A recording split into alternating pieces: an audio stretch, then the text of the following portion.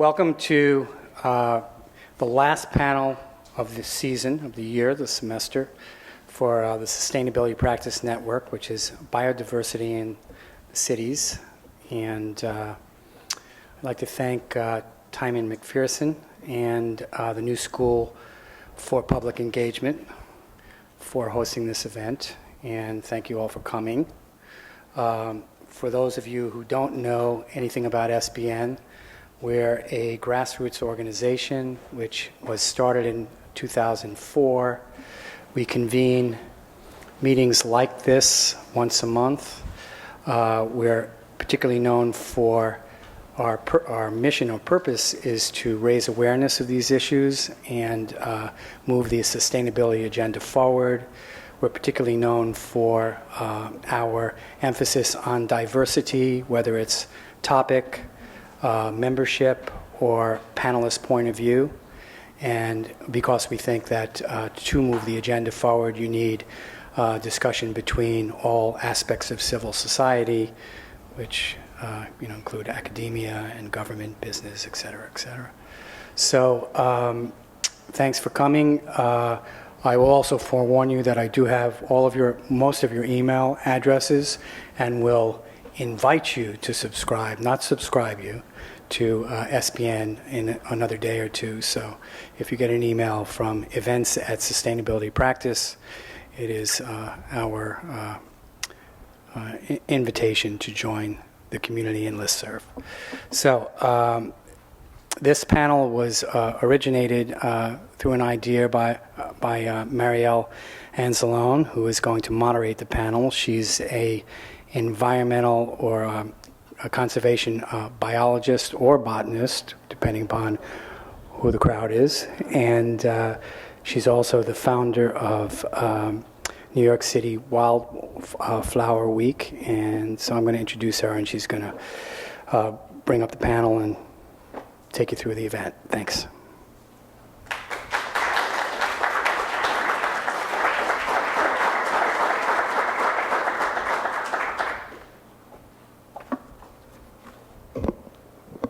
Thank you, Michael.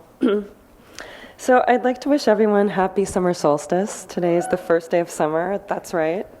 And I should also mention that I've been fighting a bit of a cold, so I'm vocally challenged this evening. So I hope you'll excuse any frogs in my throat or cough drops I may have to take. So tonight I'm excited to bring these topics to you with our panel. And the panel right now is sitting in the crowd, but they'll be up here as soon as we all go through our introductions. And as you can see from the bios that you all hopefully have at this point, our panel represents a wide range of expertise. We have Marcia Bistrand, who's the executive director of the New York League of Conservation Voters, Chris Garvin, who's a partner with Terrapin Bright Green, and he is also a senior associate at Cook plus Fox Architects, P. Timon McPherson, who is assistant professor of urban ecology at the Tishman Environment and Design Center here at the New School, and Samara Swanston, who tonight is wearing her professorial hat, and she teaches at Pratt Institute Graduate School of Urban Planning and Hunter College Graduate School for Urban Affairs and Urban Planning. Because I know we're going to have a lively discussion this evening, I invite you to share our discussion on Facebook and Twitter. If you're live tweeting, please use hashtag NYC Nature so we can all talk to each other. And note that Twitter handles for panelists that have them are listed in the bios in front of you. We look forward to more direct dialogue with you towards the end in our question and answer session. So I'd like to start with a story that I hope will help explain why I think now is a critical time to be expanding the public discourse on urban ecology, and also why this panel is so timely. A few months ago, I attended another panel on urban sustainability issues. During the 2-hour discussion with 6 people in the debate, the word biodiversity did not come up once. And I perceived this as an omission, and so afterwards I went up to the moderator and mentioned this to him. And he said, "Oh yes, biodiversity. For that kind of thing, you need to talk to my colleagues in such and such department because they do that."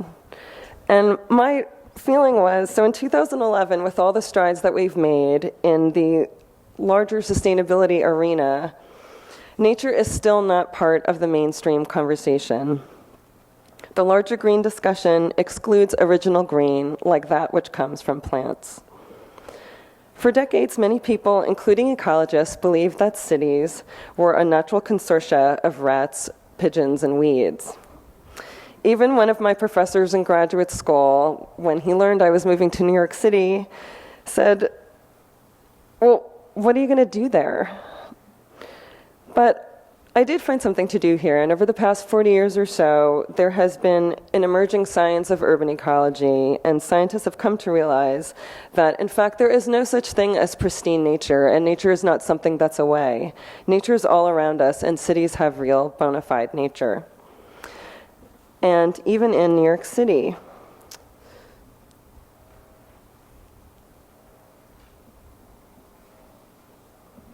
okay, here we go. Ta-da. So this is New York City. Yes, this is New York City. This is Lily Pond in Blue Heron Park in Staten Island. So today, forest, marshes, and meadows cover about 25,000 acres of the city, making New York City the greenest in North America. But we are losing the biodiversity that lives there. A historical study of the flora of the city, all the plants that have ever grown in New York City, we had 1,357 species of native plants, but today only 778 species remain. There are various reasons for their disappearance, but always the causal factor is human. A pest we accidentally introduced, a habitat we made unwelcoming, or destroyed altogether. This is a graphic from my New York Times op-ed, which ran a couple months ago, recounting the stories of locally extinct plant species. I worked on this with a botanical illustrator, Wendy Hollander, and the piece was called When New York City Bloomed. And I'd like to call your attention to the pink flower up there, which is called swamp pink. In April of 1882, Arthur Hollick, who was a naturalist in Staten Island, wrote of his discovery of the only occurrence of swamp pink in New York City, and he found it in a red maple sweet gum swamp in Staten Island. And his reaction was, quote, "a wild dance of joy." And you can see that it's beautiful. It really does warrant that kind of enthusiasm. But sadly today, this species is federally endangered. It's globally rare, but it is still locally abundant in South Jersey. Because it favors pristine wetlands, its habitat is vulnerable to human activity. So why should we be talking about cities in this context at all? Because that is where people live. According to the United Nations, for the first time ever, humans are now an urban species. Every day, the world is becoming more and more like New York City, not the reverse. So if we are experiencing nature, that nature is urban.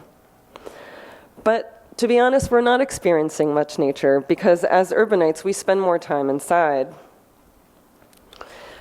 But we do need to get outside, both for nature's sake and for our own. Biophilia is a term that was coined to discuss the human instinctive love of nature. And this makes sense when you think about it because we didn't evolve in cubicles and we didn't evolve in living rooms. We evolved outside in the larger natural environment. This love of nature is a fundamental ingredient in a positive, healthy, and balanced lifestyle. And this is something that New Yorkers know innately. In the days following the September 11th tragedy, New York City parks and botanic gardens reported record numbers of visitors. Droves of New Yorkers sought solace in New York City's green spaces to both commune with nature and with each other. And this kind of biophilia is what I try to tap into through my organization, New York City Wildflower Week. This is a very biophilic little girl, as you can see. And we offer, there's a National Wildflower Week, and so during that week in May, we have 10 days of free cultural programming where we encourage New Yorkers to go outside and connect with the abundant nature that's in New York City. We offer free programs throughout the 5 boroughs. Nature provides us with other free benefits, ecosystem services like abated floodwaters and pollination of food crops. Recently, a study commissioned by the New Jersey Department of Environmental Protection determined that natural ecosystems provided $18 billion worth of benefits equal to the state's construction industry. Nature is a cost benefit. So given all of this, there needs to be a multi-tiered effort to construct a comprehensive plan for New York City's biological diversity. And in it, it needs to incorporate economic considerations and public health policy. Such initiatives are already in place regionally, nationally, and globally. Here there is still much work to do. The newly revised PlaNYC, which references natural systems and biodiversity for the first time, is a great step, but more needs to be done, and some of which we will be discussing this evening. So I would like to introduce you now to our next speaker, Timon McPherson.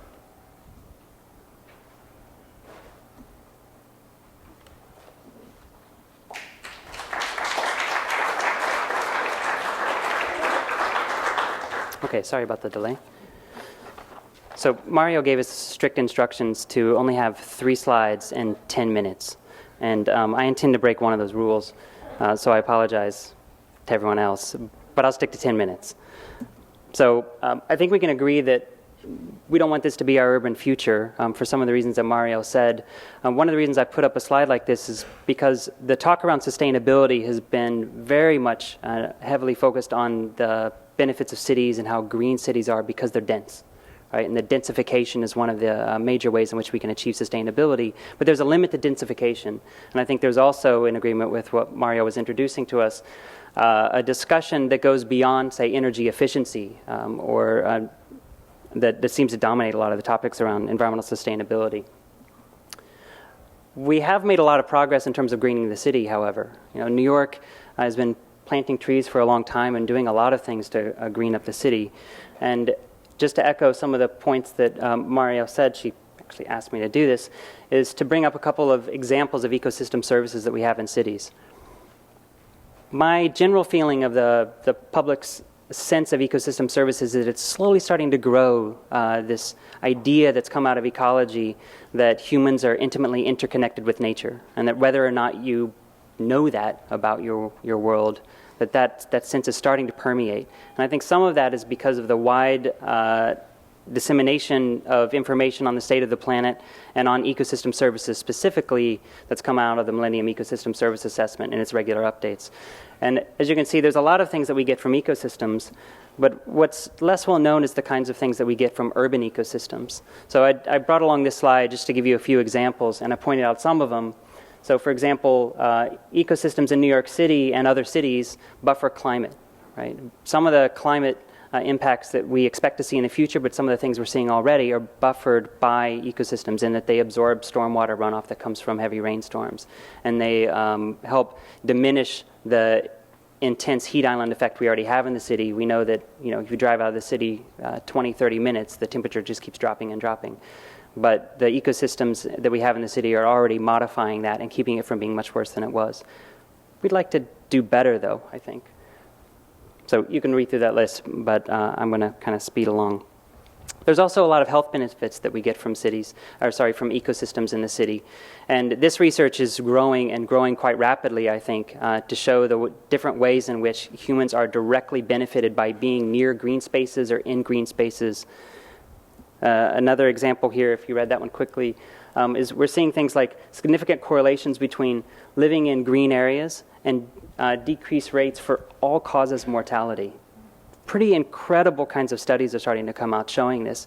This information isn't, I think, well disseminated to the public. I don't think we do recognize just, if we're connected, how important this is in terms of our own human health, whether it's mental health or physical health or the health of the environments around us. So like a journalist I like to read now and then, Richard Conniff, I think it's important that we understand that our lives depend on species that we've never heard of. Most of us don't know the species in our forests and our wetlands. However, we are very, very dependent on them. So that, in a nutshell, is what I work on, trying to figure out what is the connection between humans and nature in urban environments, and how we can protect and restore the kinds of services we get from those systems, right? So even though there's a really long list, one of the things I do to try to improve ecosystems in the city is I plant a lot of trees. I plant a lot of trees with my students. Has anybody planted trees in the city recently? Bunch of tree planters in here? Great. So we go out with the Million Trees program in the spring and the fall, and we plant thousands of trees, and we feel pretty good about it. But what we're not doing is we're not just planting trees. We have actually turned the Million Trees volunteer research days that happen in late April, which you can join, and in October in the fall. So there's one coming up in a couple months you can sign up for and go volunteer to plant trees. As we've turned those into structured research to try to understand how we can help the New York City Parks Department and the volunteers associated with this to improve the ecosystem services that those forests are providing. So I'll give you an example of that. Why do we do that? Why are we spending all of July and August out sampling soils and plants, sweating and getting eaten alive by mosquitoes? It's because one specific example of the services we get from just the forest, there's lots of different kinds of ecosystems, but the trees absorb stormwater, and really massive amounts of stormwater, right? And you see this in PlaNYC. I'm not talking about biodiversity necessarily, but they have recognized that you can do a lot by improving the ecosystems rather than, say, building more giant, very expensive underground storage tanks to store stormwater. The trees actually do a really good job of sucking up water, and if we plant more trees, we'll do a better job. Trees absorb carbon and other pollutants. They provide cooling benefits. They reduce energy use by cooling the city. These are just some of the examples. And the reason why we're conducting this research in the urban forest is because we think actually we can do better than this. We just don't know how yet, right? So the New York City Parks Department, New York Restoration Project, part of the Million Trees program, are planting lots of trees and forests to achieve goals like this, to get multi-story forests in places where we don't have them, to further green the city, to increase canopy cover, increase ecosystem services. So we've turned that tree planting into research around the city. So this is just to give you an example of some of the things I'm involved in that perhaps we can talk about, to try to study what are the management practices and that the city is actively doing in forests, and can we improve them? Can we help them, tweak them in such a way so that we can absorb more stormwater, so that trees can grow faster? And importantly for this conference, the discussion today is, can we improve biodiversity? Is it a particular tree species? Is it a particular combination of trees and shrubs and herbs and particular configurations that we can do to maximize that? What's the best practices for restoration ecology? And from my perspective, I'm trying to figure out what is this going to look like over time. So these research plots are formulated as long-term research, meaning the real answers are going to come 10 years from now. So check back with me and I'll tell you what's working. But ecology, unfortunately, is quite slow to provide answers. And so we're trying to understand what's the urban forest in New York City going to look like over longer periods of time. And if we're starting to think like that, I'm joining colleagues, this is my last slide, international group of colleagues that Mario was referring to try to reconceive of cities as urban ecosystems, and even more importantly, to reconceive them as biospheres. If we could start changing the way we think about cities as biospheres that humans are heavily dependent on, how might we have to change our plans? So Mario brought up PlaNYC. What would it need to have in it in order to think about improving the services that all of these green spaces and those kind of purplish spaces, the wet spaces, provide for us? Can we create better connectivity between these areas? Can we help improve biodiversity that provides us with all of these services? So this project is set to formally launch, and it's building on some previous work that some of my colleagues have done, and I invite you to join me. So please come talk to me about it. And I hope some of this we can talk further about as well. Thank you.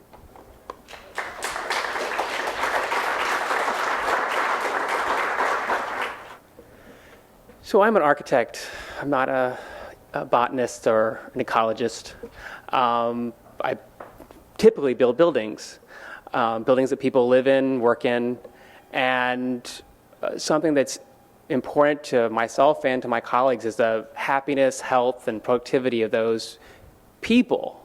And so for us, it's not about more biodiversity for as an end in itself. It's more about, we see that biodiversity is critical for the people that we're working for every day, and we're working with every day, our colleagues, our friends, and our clients.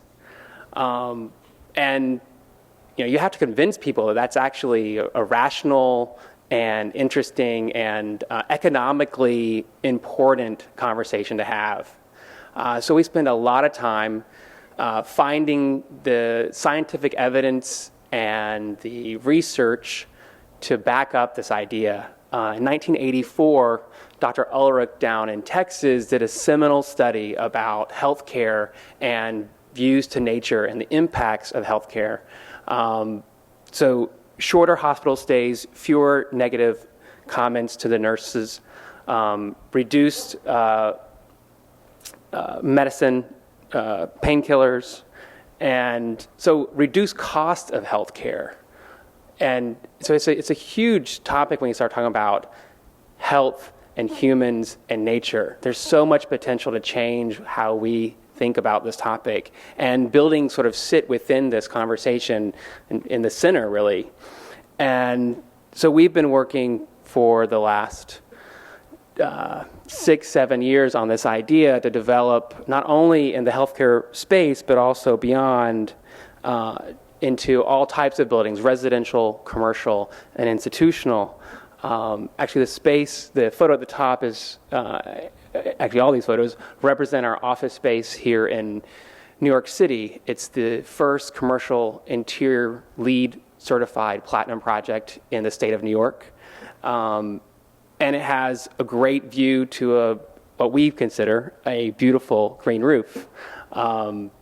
And it's amazing, people say, well, what are the economic benefits? You look at it, so you're not getting any of the cooling potential, because that's one of the big arguments for green roofs, is that if you put a green roof on your house, it'll reduce your cooling bill in the summer. But we see it a little bit differently. Because of biophilia, we believe that being able to see nature, being able to see the butterflies on our roof, the hawk devour a pigeon, amazing experience, I have to say, on our roof. There's this really beautiful little blue flower that opens up around 4 o'clock in the summer every day. And so you don't have to look at your watch. You can look out on our green roof and you can see that it's 4 o'clock because that flower is out. And it's just an amazing connection to nature that you just don't get by sitting in a cubicle, looking at your screen or looking at nature on a screen. And so this is sort of from this work, just looking at buildings and the connection to people, we've also extended that out to the community scale and to infrastructure. And so a lot of the work we're doing now also looks at how we think about streets, sewage systems, our power systems, climate adaptation, and how we can rethink communities.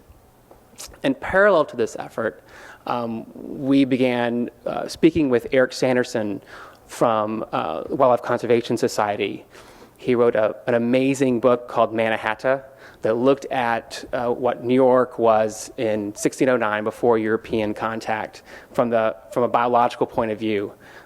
Really fascinating work if you don't know it. I'm sure many of you do here, given how we self-select for these conversations.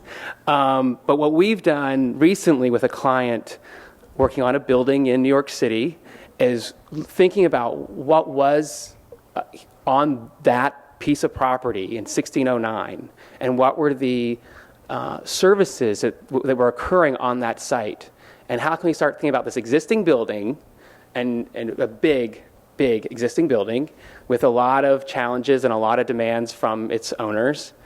But how can we start thinking about how nature can be brought back into this building, onto this building, and how the building can start acting more in concert with the way nature acts. And so this is just one building in a sea of buildings. But if we start thinking about all of our buildings in this way, and the way the buildings have already worked together in positive and negative ways, the heat island effect is a negative impact of a lot of buildings in a dense environment. So we have hotter summers, the streets are hotter. So how can we think about sort of the opposite? How can we create more benefits for having buildings together? How can we reintegrate nature into our buildings and onto our buildings? And so we think it's a fascinating conversation, and there's a lot of research still to be done. Unfortunately, there's more unknown than there is known at this point. But just one thing that we're doing with this project, which I'm pretty excited about, is because of Eric's work, we were able to understand that there was a stream or a river, we're not really sure how large it was at the time, in 1609, on this site. And we confirmed that this river is still there because the building pumps about 35 million gallons of water every year into the stormwater system. We also were able to convince the client to test this water to identify that it was actually amazingly clean. It wasn't brackish at all, which could have been an outcome given it's close to the edge of the island. So now we're going to harvest this water. And instead of using potable water for non-potable uses like air conditioning and cooling for the building, we'll be able to use this resource and reduce the strain on our stormwater system, reconnect the people in the building to the fact of there's a river underneath your feet by communicating that to them in a hopefully a really poetic way in some of the major lobby spaces. So this is sort of like some of the powerful, what we believe are really powerful opportunities to reconnect people to nature in every building in the city today.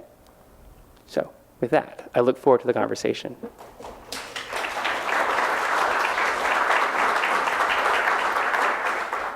First, let me begin by saying I'm not representing the city council. For people who know me, I'm not a botanist, an architect, an engineer, or any of those fields. I'm an environmental lawyer. And for people who are interested in knowing what the city council is doing on biodiversity or urban nature, I invite you to consult the city council's website, search the words on the search legislation field, and then you can ascertain yourself. I have been teaching for the past since 1990, and I teach, I've been at Pratt since 1994, and at Hunter too. In that capacity, I teach urban planners and sustainability managers, planning law, environmental planning, and environmental justice.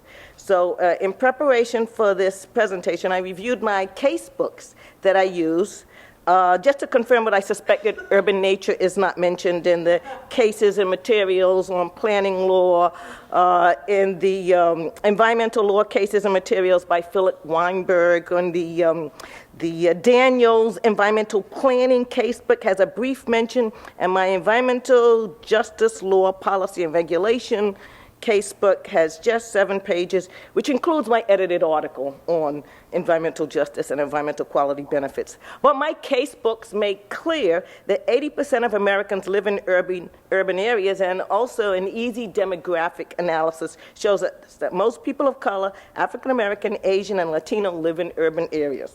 Not to mention most everybody, but most people of color.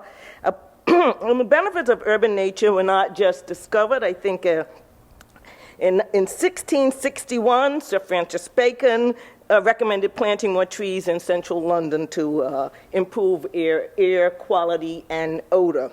So I, of course, do stress the value of urban nature and biodiversity in my classes, but my classes in the planning and sustainability fields are not as diverse as most urban areas in America, or even the average number 2 train. In as much as the planning and sustainability fields are not that diverse, you can imagine that the sustainability or planning departments and municipal governments are not very diverse. Although when I did go to Pratt, I felt like I was teaching at the United Nations, but then I realized that there were almost no African Americans, so it wasn't that much of the United Nations. That is, I think, slowly changing. What I do, though, teach my students is that consideration of the perspective of diverse communities is so important that it is mentioned in the Planner's Code of Ethics. So the Planner's Code of Ethics, if you don't follow it, you're required to follow it. If you don't, somebody can bring you up on charges.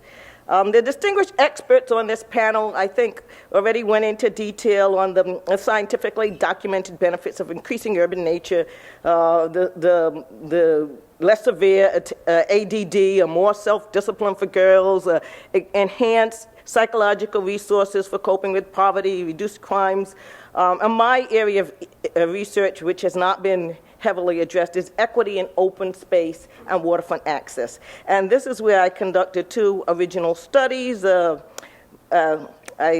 hate to say 10 years ago, but not that much has changed. I had a small grant from the Sierra Club where we looked at equity and access to state and city parkland in the state of New York. So now I'm going to see if I can make this go down. And so what we did was, there wasn't any EJ protocol in place to look at equity and access. So for lots of state parks, we have lots of state parkland upstate, but very little downstate. And so we looked at the distance between communities and state parkland upstate, and we looked at the distance between city parkland and communities downstate, and then we looked at demographics to find out if some communities were better served than others. So we had to develop a whole protocol to do that, and we used the OPRHP database and the New York City planning database, which we actually got permission to use, and we we did a spatial analysis using ArcView GIS, and this is what we were able to ultimately show, that some areas are better served by open space than others in New York City. So some people are doing real well, like if you live in Staten Island, and if you live in Southeast Queens, not so much. And you would think that has changed dramatically, but you would be surprised to see that that has not really changed dramatically.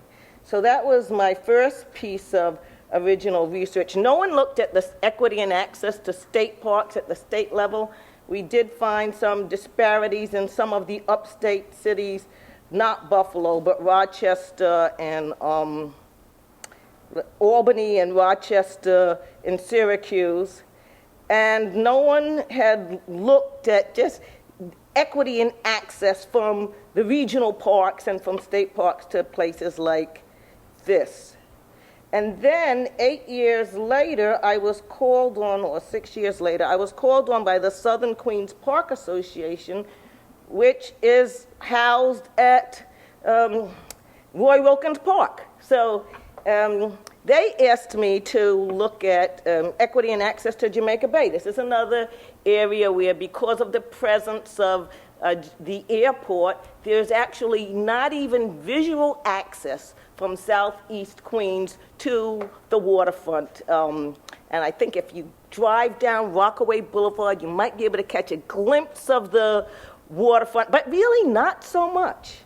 And we looked at, so the community developed its own catchment area, Southern Queens Park Association, and this is how they defined their catchment area to be Hillside Avenue by Nassau County, by Cross Bay Boulevard, and this is where the Southern Queens Park Association is located right there.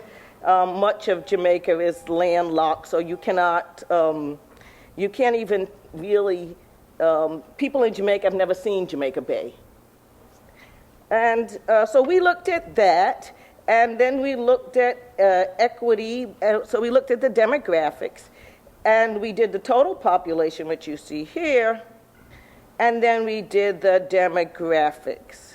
So total population, and then we did block groups, and then we did white tracts, and you can see they have nice access to Jamaica Bay through Cross Bay Boulevard over here where there's land and so on. And also, it's only 16% white in the catchment area. And something like, I'm going to say 90, that can't be right. Yeah, 90% black. So here's the African American, oh crap, excuse me. Okay, so here's the African American population here, and as you can see, they are landlocked. See if I can get this to go up a slight bit. I'm not as good as this as the other professors, but so yeah, this is where the community is better than 80% African American. It's not poor people. It's just people of color. And here you could actually predict how African American the community is by how far away you get from the waterfront and the resources that are there. And and then this is the Hispanics we did, and the Asian population, we also looked at the demographics there. So I don't want to take up more than my allotted time like the other people, but I want to say some things about the whole issue of who should be the constituents for urban nature. So professors like to make a lot of lists, and I think there are a lot of constituents that should be here that aren't at the table. They're not in NRDC, they're not in the EDF, I don't even know if they're in New York City Wildflower Week, but they could be a strong force because we have millions of people of color who are in urban areas that are not part of the discussion. And that can change, so I recommended things that we can do, things that I've been doing, working with K-12, with more than 1 million school children, and most of them people of color. We have a bunch of potential advocates, but only if we reach them. Every existing schoolyard can have a native plant garden like the one planted by Marielle, and that's if they haven't paved it over. And if they paved it over, they can break up some of the pavement. Guess what? It's removable.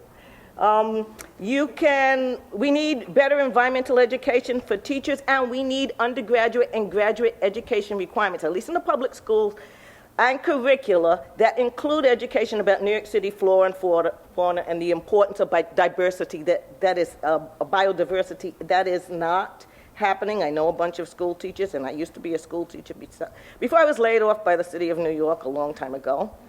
And the Food Network movement is also a ready-made base for constituents of urban nature, not as diverse as it should be, or as the population of the number 2 train, but it can be changed. It can be improved.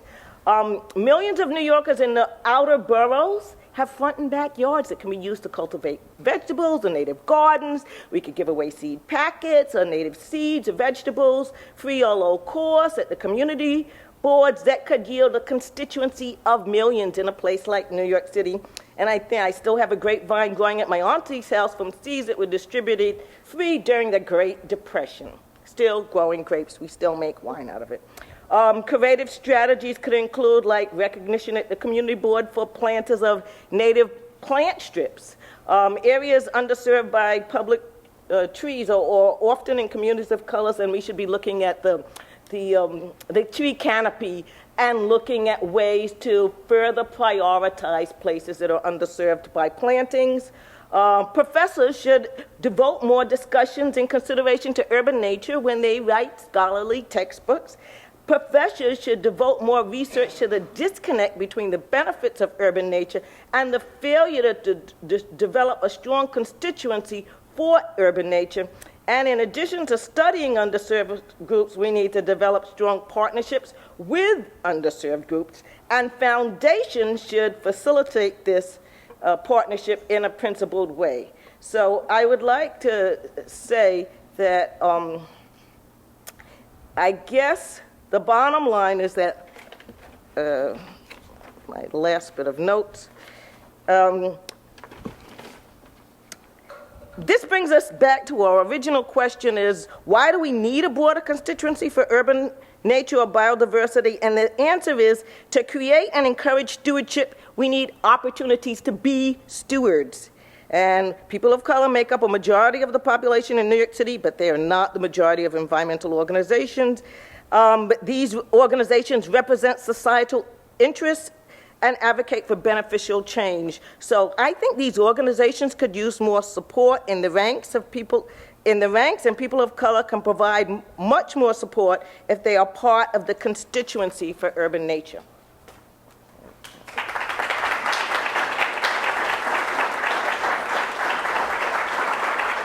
Okay, I'm Marcia Bistron. I'm the president of the New York League of Conservation Voters, and I'm the rap on this apparently, but I'm also someone who comes at it from a very different perspective. Let me just tell you a little bit about the New York League of Conservation Voters. We are a political group. We're an environmental group that works to advance environmental policy in New York State, and then to elect and unelect people who either advance that policy or fail to advance that policy. We have a PAC, which raises money to invest in campaigns. We work under the assumption that if you really want to be a player in politics, you have to be able to put money on the table and be a player in elections. However you feel about money in politics, if you want to play, you have to be able to do that. We put together policy agendas both at the state level and in our chapters, which are in Long Island, in Westchester, the Capital District, and here in New York City. And the way we do that is we work with local environmental groups to put together a collective agenda of issues we care about. And then we present those issues to people holding office, advocate for those issues, and then, as I said, we get involved in politics at the end of their electoral cycle. Sustainability has always been a key part of our agendas. The weighting of what that sustainability is varies depending on what part of the state. You know, right now we have an agenda for New York City, which has a particular frame. We have an agenda for the East End of Long Island that obviously has a very different kind of frame because the policy issues out there are not the same sort of policy issues as we have in New York City. But I want to talk a little bit about our New York City policy agenda because I think that probably matches the topic of today better than anything else. We're very much involved as a prelude to PlaNYC with the importance of New York City developing a sustainability agenda. We really felt that New York City should become a national leader. So how did we do that? Well, we ended up being very supportive of Mike Bloomberg for mayor. Actually, it was an interesting political moment because we did an endorsement of Mayor Bloomberg, or then Mike Bloomberg, before the Democratic primary, which, for those of you involved in politics, Samara's nodding her head, it caused some degree of concern in certain sort of circles because the expectation probably was that we were going to endorse a Democratic candidate and whoever was the winner of the Democratic primary. But we made an assessment that a bet that Bloomberg was going to be out front on this issue. And I think, at least from our perspective, considering who was running, we made a good bet. So we became involved with a lot of other people, a lot of people who are in this room right now, in developing the sustainability agenda that became PlaNYC. Not in terms of the details, because we're not experts on the details. What we are experts in is forming coalitions across a range of policy issues. Now, as many of you probably know, at least this is my interpretation, I'm not sure whether this is the official definition of PlaNYC, but PlaNYC, I think, started as an economic development plan for the city of New York. Actually, as Dan Doctoroff's economic development plan for the city of New York. And what happened at some yet-to-be pinpointed moment was there was an epiphany or simply a revelation that for this city to grow and to thrive, it also had to be sustainable. So what was important was to integrate economic development and sustainability into one plan. And I, for the record, think that's absolutely the way you have to do it in a place like New York City. Because if you develop a sustainability agenda that operates separately and independently from the economic development agenda of the city of New York, you are inevitably marginalized. So this is sort of could probably talk about that as we go forward, but this is one of the sort of practical consequences of moving an agenda in New York City. So how does this sustainability agenda come back to the topic at hand here, biodiversity? Well, I think it really doesn't do it directly, although the most recent iteration of PlaNYC does take up the topic. But I think the plan itself addressed this issue of biodiversity, albeit indirectly. And let me give you a few examples.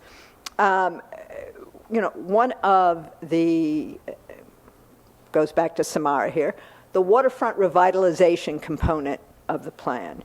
Now, that waterfront revitalization component deals with a lot of public interest. It deals with public access to the waterfront. This is a city that historically, at least over the last 100 years, buffered and separated the residents from the waterfront. Industry took up the periphery. So there's a lot of concern and interest in bringing people back to the waterfront. The waterfront revitalization plan also was concerned about the economic development, and that is, how do you maintain the marine industries in this city, which are an important part of the city.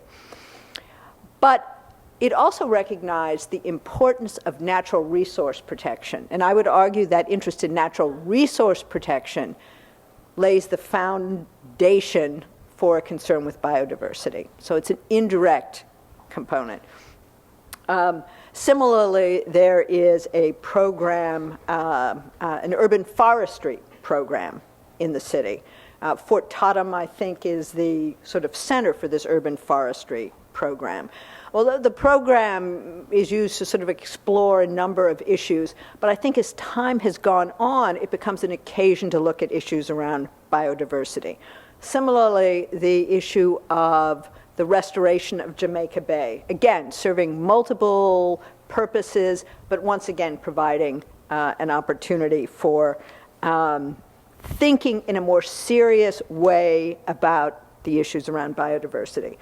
Now, there are projects that do directly link to this, and they're narrow but important, and those include the efforts to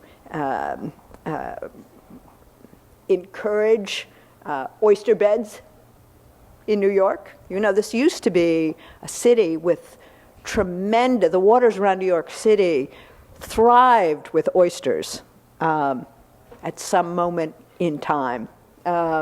So this is an effort to bring that back. Similarly with eelgrass or with ribbed mussels. I mean, there really is a concern and an interest now to actually do that.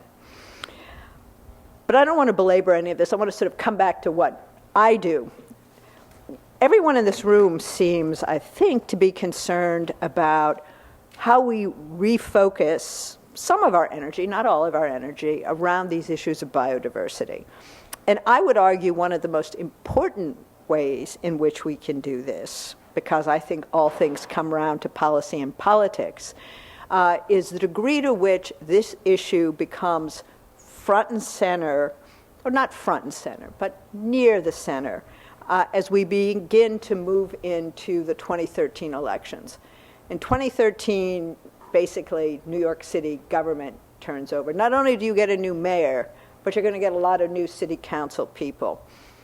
For all of us who care about sustainability issues, environmental issues, and specifically biodiversity issues, we need to begin to develop a campaign to educate anybody and everyone who is contemplating running for office in this city in 2013 with the importance of these issues. And as we get closer to the election, make it clear that we're only going to vote for those who advance our agenda. I look forward to hearing some discussion about this as we go forward. Oh, and I have to, one more thing my communications director wanted me to plug. If if you're interested in the session in Albany that winds down, I think probably Thursday, Environmental Advocates, which is another environmental group, is having a wrap up at Columbia. You're all invited. Thanks a lot.